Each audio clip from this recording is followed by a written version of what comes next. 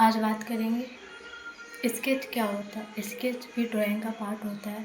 उसमें भी हम लोग ड्रॉ कर रहे होते हैं, बट डिफरेंस इतना होता है कि हम उसमें डिटेलिंग को इग्नोर करके जो ऑल ओवर जो ऑब्जेक्ट हम बना रहे होते हैं, ड्रॉ कर रहे होते हैं, उसका फील लाते हैं कम टाइम में।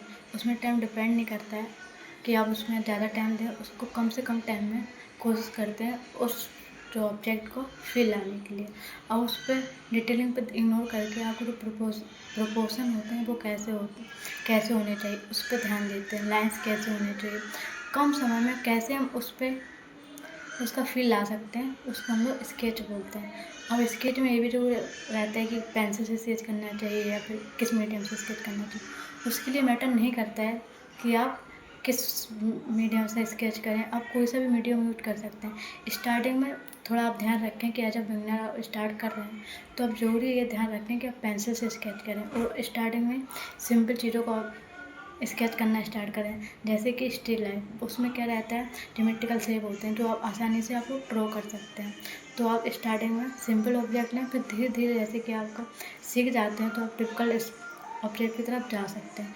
टाइम का उसमें कोई नहीं रहता है कि आपको इतना टाइम में करना है। स्टार्टिंग में आप उसको सिर्फ कम से कम जितना कोशिश कर सकें कम से कम कम से कम समय में ड्रॉ करें। कभी कभी रहता है कोई कम समय में, कोई ज़्यादा समय में, वो आप क्या ड्रॉ कर रहे हैं इस पर भी डिपेंड करता है। तो वो चीज़ भी आपको ध्यान रखनी है कि आप ड्रॉ क्या कर रहे हैं। मीडियम आप स्टार्टिंग में पेंसिल लें और ज्योमेट्रिकल शेप का यूज करें स्टार्टिंग में एज अ बिगिनर। जैसे और मीडियम आप कुछ भी यूज कर सकते हैं, पेंसिल हो गया, कलर हो गया, एज आप पेन भी यूज कर सकते हैं। उसमें मीडियम मायने नहीं रखता है, बस आप जो चीज़ बना रहे हैं सामने उसका फील आना चाहिए कम से कम लाइन में।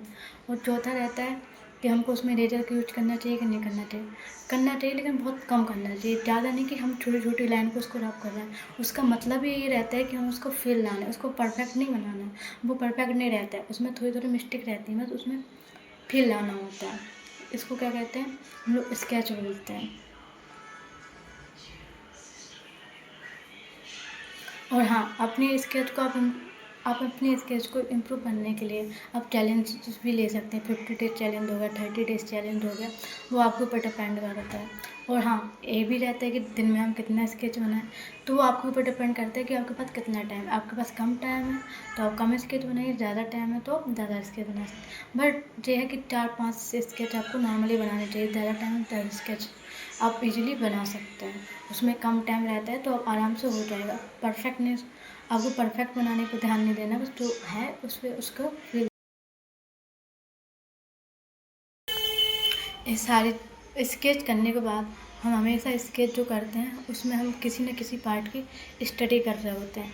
कभी हम फेस की स्टडी करते हैं, कभी हैंड की करते हैं, कभी हेयर की करते हैं, कभी बॉडी की करते हैं, कभी बैकग्राउंड की करते हैं, कभी जो उसमें जो वैल्यू रहती है लाइट से डार्कनेस, तो कभी हम उसकी स्टडी कर रहे होते हैं। कभी डेली किसी न किसी की स्टडी कर रहे होते हैं। जो रहता है स्केच, ज़रूरी नहीं कि आप पूरे की स्टडी करें।